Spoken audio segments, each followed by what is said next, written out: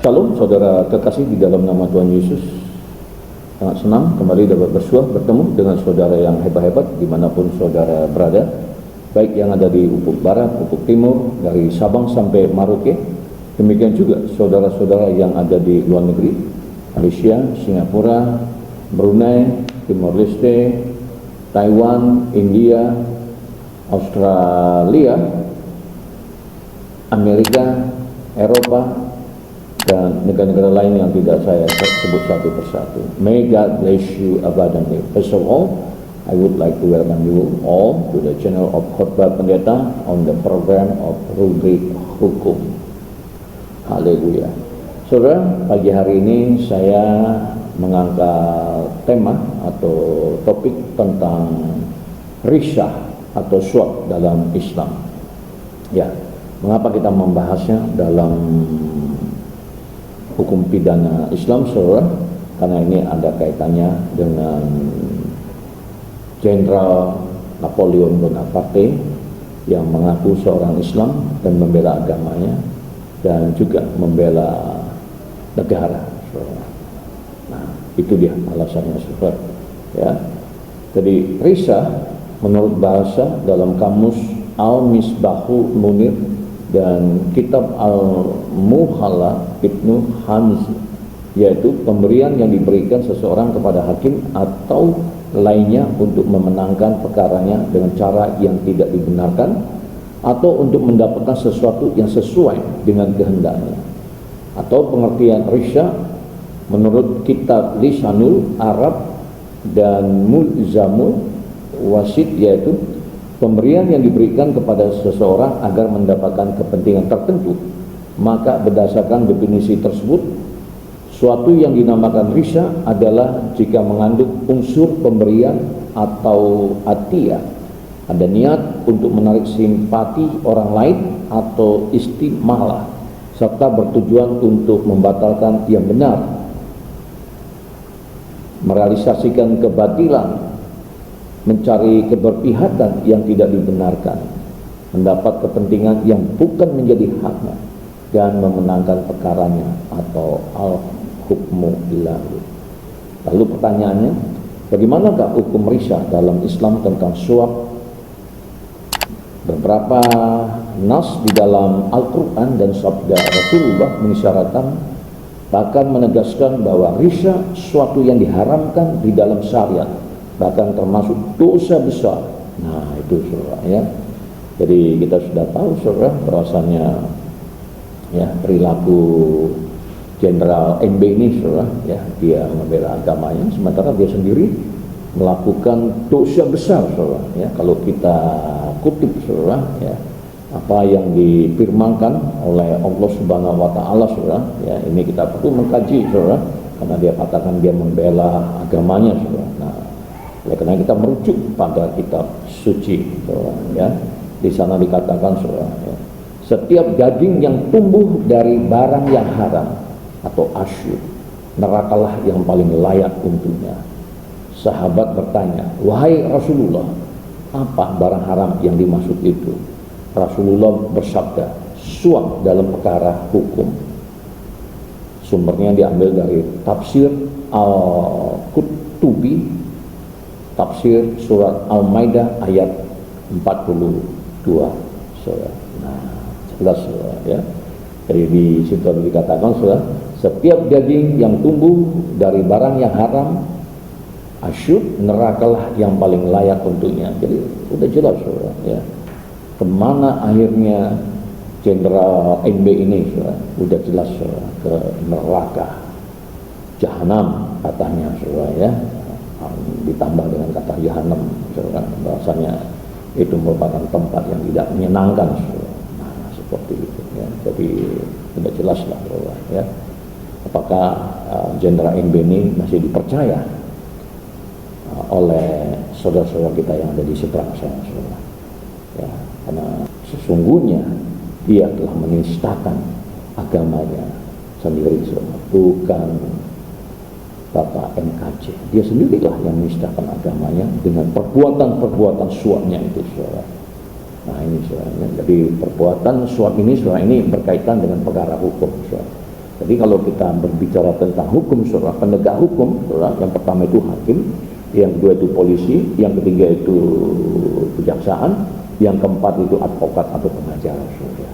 Nah, pada waktu itu ketika Joko Chandra menyuap dia, saudara, posisi beliau ini adalah penegak hukum di kepolisian, saudara. Maka jelaslah, ya dialah yang melanatkan, saudara, ya, yang menistakan agamanya sendiri dengan perbuatan suapnya, saudara. Nah, sekarang, saudara, itu dari aspek hukum pidana Islam. Nah, sekarang kita mau lihat dari aspek hukum positif Indonesia, saudara, ya.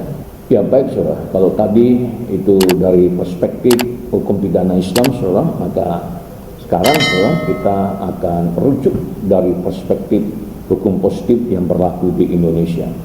Nah, kita ambil sumbernya, saudara, dari Tempo.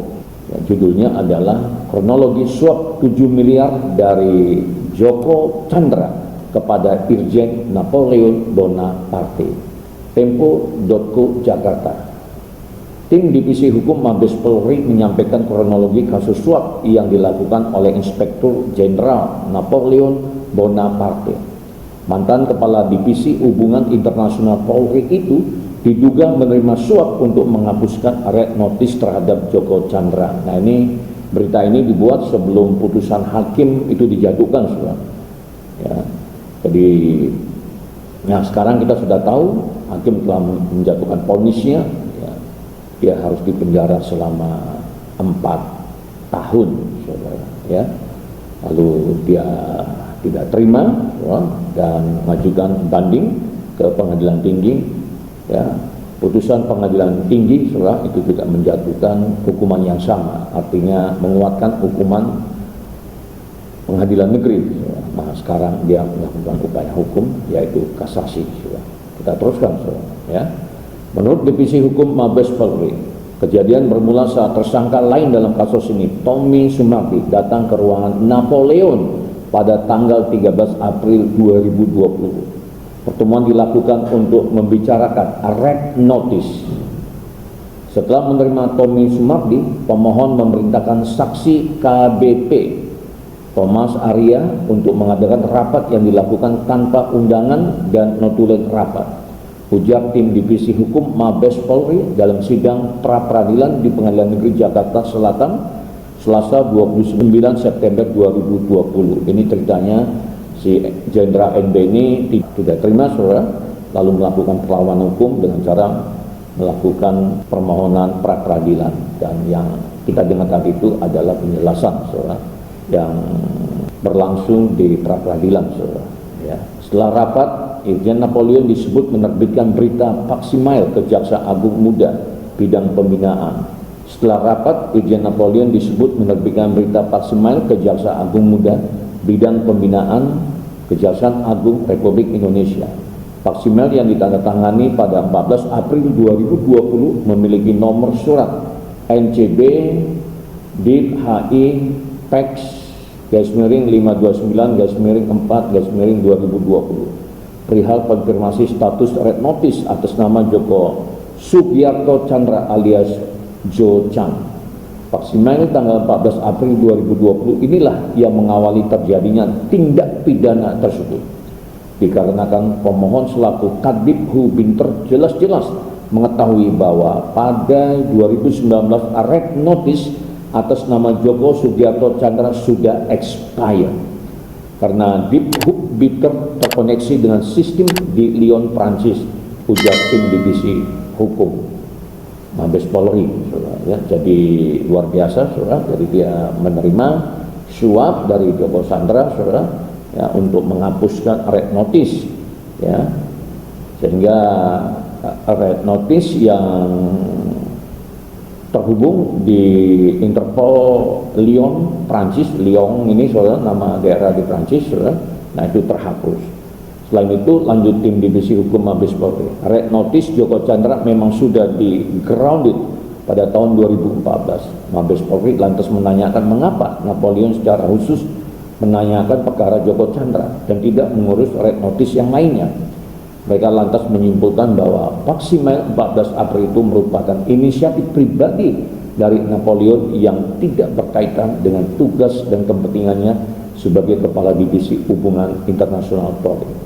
Kemudian pada 16 April 2020, Saudari Ana Bontaran, istri Joko Chandra, Diskemakan membuat surat permohonan kepada pemohon perihal permohonan pencabutan Interpol Red Notice atas nama Joko Sugiarto Chandra, kata tim divisi hukum. Nah, itulah perihal tentang kronologi tindak pidana kejahatan yang masuk dalam kategori extraordinary crime, ya, kejahatan yang luar biasa yang dilakukan oleh Jenderal NB yang mengaku membela agama dan bangsanya.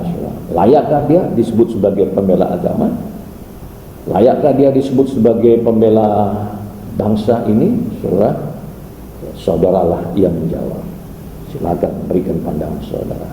Saya Dr. Andi, advokat rakyat jelata dari Medan, mengucapkan salam sejahtera, salam sehat, Tuhan Yesus memberkati. Horas, matur nuwun, Yahubu iman. Sampai jumpa lagi.